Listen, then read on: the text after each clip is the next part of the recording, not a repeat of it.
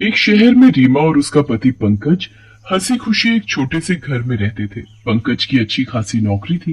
रीमा को बच्चों के साथ वक्त बिताना बहुत अच्छा लगता था, पर उस बेचारी के खुद के कोई बच्चा नहीं था। पंकज की माँ गांव में रहती थी और वो हमेशा एक पोता चाहती थी। वो हमेशा पंकज और रीमा को गांव बुलाती रहती थी। काफी समय से पंकज की माँ का कोई फोन नहीं आता, इसलिए एक दिन पंकज रीमा को लेकर गांव चला ही जाता है। आखिर तू आ ही गई। जी माँ जी। रात को रीमा की सास रीमा को एक कमरे में लेकर जाती है। उस कमरे में ढेर सारे दिए जल रहे होते हैं, आसपास गुलाल और फूल और बीच में आग जल रही होती है। माँ जी, ये सब क्या है?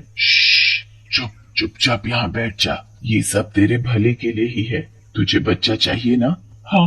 रीमा वही जलती आग के सामने बैठ जाती है। बिमला रीमा के हाथों से एक अजीब सी पूजा करवाती है, जिसके बाद रीमा बेहोश हो जाती है। जब उसे होश आता है तो वो खुद को अपने कमरे में बिस्तर पर लेटा पाती है। कुछ दिन के बाद रीमा की तबीयत खराब होती है और उसे उसकी सास बताती है कि वो माँ बनने वाली है। ये बात सुनकर तो रीमा की खुशी का ठिकाना ही नहीं रहता। मैं तो पहले ही कहती थी कि मेरे पास आ जा, पर तू सुनती कहाँ थी। शाम को पंकज वापस शहर जाने लगता है। अरे पंकज, तुम कहाँ जा रहे हो? मुझे तो जाना ही पड़ेगा ना रीमा, मेरा ऑफिस भी तो है। पर मुझे लगा था तुम यहीं रहोगे मेरे साथ। मैं यहाँ कैसे रह सकता हूँ, पर मैं यहाँ आता रहूंगा। और वैसे भी यहाँ माँ है ना, तुम्हारा ध्यान रखने के लिए।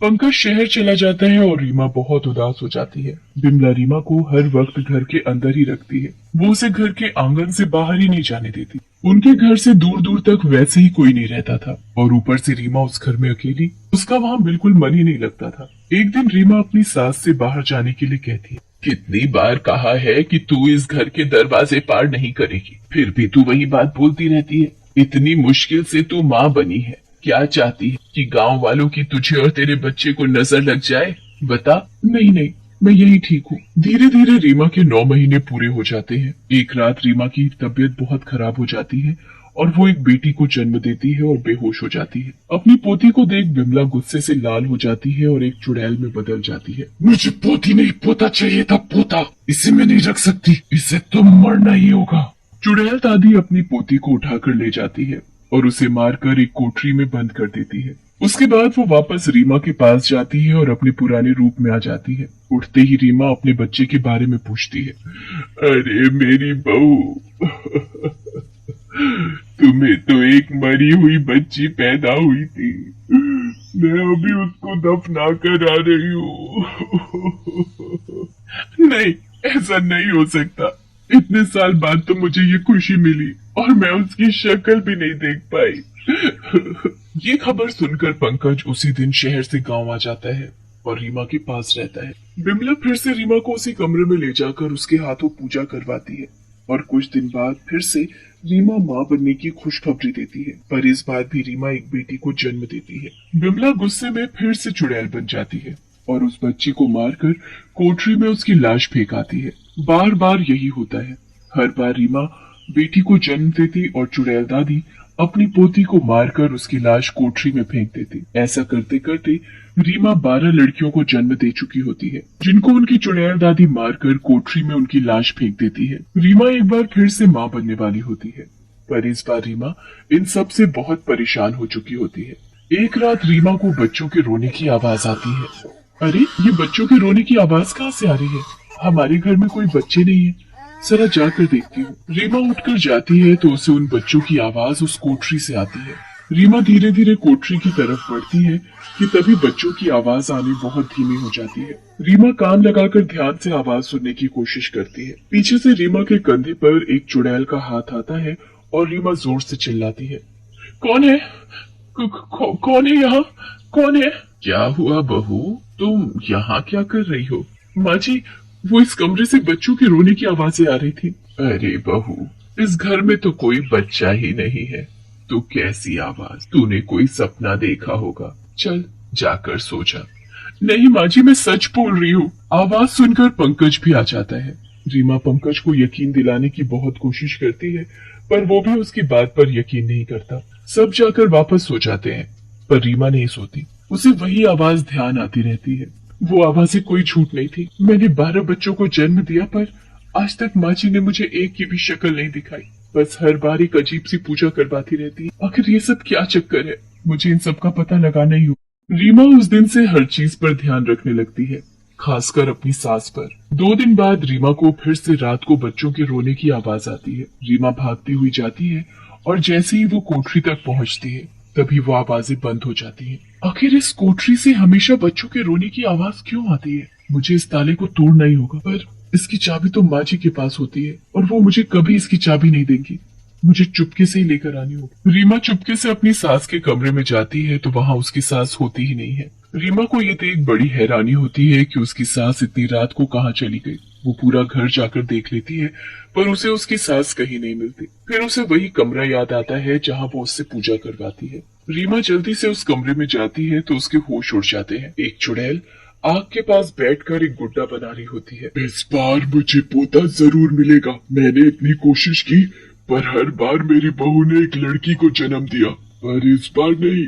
इस बार मैं ऐसी पूजा करूंगी कि मेरी बहू के पोता ही होगा और फिर मुझे उसे मारकर उस कोठरी में नहीं फेंकना पड़ेगा। उसे तो मैं अपने साथ ले जाऊंगी। हे भगवान, ये सब क्या है? ये चुड़ैल मेरी सास है। इसने मेरी 12 बच्चियों को मारकर उस कोठरी में फेंक दिया। मेरे साथ इतने सालों से ये सब हो रहा है और मैं पहचान नहीं पाई। अब मैं क्या करूं? मैं इन सबसे बचकर कैसे निकलूं? मुझे अपने इस बच्चे को बचाना ही होगा। रीमा जल्दी से पंकज के पास जाकर उसे उठाती है। पंकज बहुत गहरी नींद में होता है। पंकज, उठो पंकज, उठो, जल्दी उठो पंकज। क्या हुआ रीमा? क्यों शोर मचा रही हो?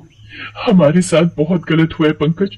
वो माँ जी है ना, माँ जी, वो एक चुड़ैल है और उन्होंने हर बार मेरी पैदा हुई बच्ची को मारकर उस कोठरी में उसकी लाश को फेंक दिया। वो मुझसे एक पोता चाहती है ताकि वो उसे अपने साथ ले जा सके। तुम पागल हो गई हो क्या रीमा? कभी बोलती हो तुम्हें बच्चों के रोने की आवाज आती है, कभी बोलती हो कि मेरी माँ चुड़ैल है, तो कभी बोलती हो मेरी माँ ने तुम्हारी बच्चियों को मार डाला।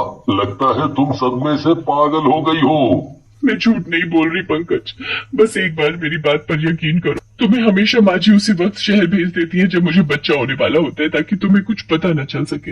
रीमा बहुत रोती है और पंकज को समझाती है पर पंकज रीमा की बात नहीं मानता। हर दिन उसे उन बच्चों की आवाज आती है और रीमा सब सच जानकर भी कुछ नहीं कर पाती। समय निकल जाता है और रीमा को 9वां महीना लग जाता है। हमेशा की तरह इस बार भी बिमला अपने बेटे पंकज को शहर भेज देती है। एक रात रीमा की तबीयत फिर खराब होती है और इस बार फिर से रीमा एक बेटी को जन्म देती है। नहीं नहीं, इस बार भी लड़की, ऐसा नहीं हो सकता। मैं इसे मार डालूंगी।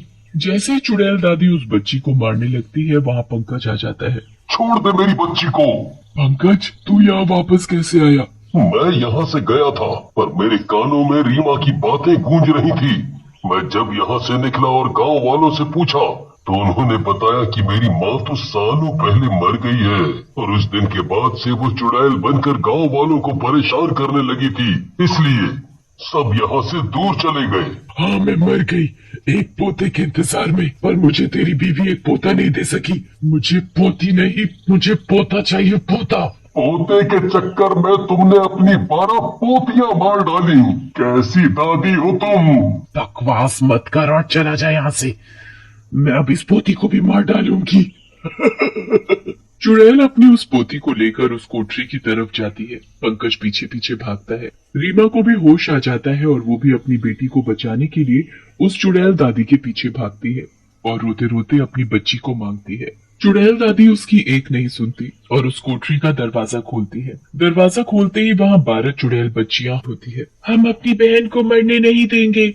इस बार तुम इसको नहीं मार पाओगी। माँ पापा, आप चुड़ैल दादी से अपनी बेटी को छीन लो, इसे बचा लो। हमारी बच्चियां, हमें माफ कर दो, हम तुम्हें बचा नहीं पाए। आप तो इस बात से अनजान थे, पर अब हम अपनी बहन को बचाएंगे। सारी चुड़ैल बच्चियां अपनी चुड़ैल दादी से चिपक जाती हैं। इतने में रीमा अपनी बच्ची को अपनी चुड़ैल सास के हाथ से छीन लेती है। सारी चुड़ैल बच्चियां खींचकर अपनी चुड़ैल दादी को उस कोठरी में ले जाती है। इस कोठरी के दरवाजे को हमेशा के लिए बंद कर दो पापा। पंकज जल्दी से उस कोठरी के दरवाजे को बंद कर देता है और अपनी बच्ची को लेकर वो हमेशा के लिए वहां से शहर वापस